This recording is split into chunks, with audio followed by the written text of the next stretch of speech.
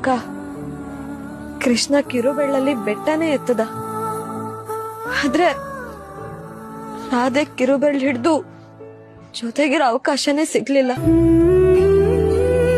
ಅವ್ರ ಎದೆಯಲ್ಲಿ ಎಷ್ಟು ನೋವಿದೆ ಅಂತ ಯಾರು ಯೋಚನೆ ಮಾಡ್ಲಿಲ್ಲ.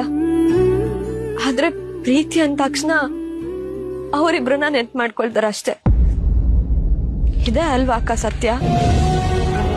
ಪ್ರೀತಿನ ದೇವ್ರೇ ಕಳ್ಕೊಂಡಿದ್ದಾನೆ ಅಂದ್ಮೇಲೆ ಇನ್ನು ನಾವ್ ಯಾರ ಹತ್ರ ಕೇಳಕ್ಕಾಗತ್ತೆ? ನಾವ್ಯಾವ್ ಲೆಕ್ಕ? ನೀನ್ ಯಾವಾಗ ಇಷ್ಟೆಲ್ಲ ತಿಳ್ಕೊಂಡ? ಪರಿಸ್ಥಿತಿ ಎಲ್ಲ ಕಲಿಸ್ತಕ್ಕ.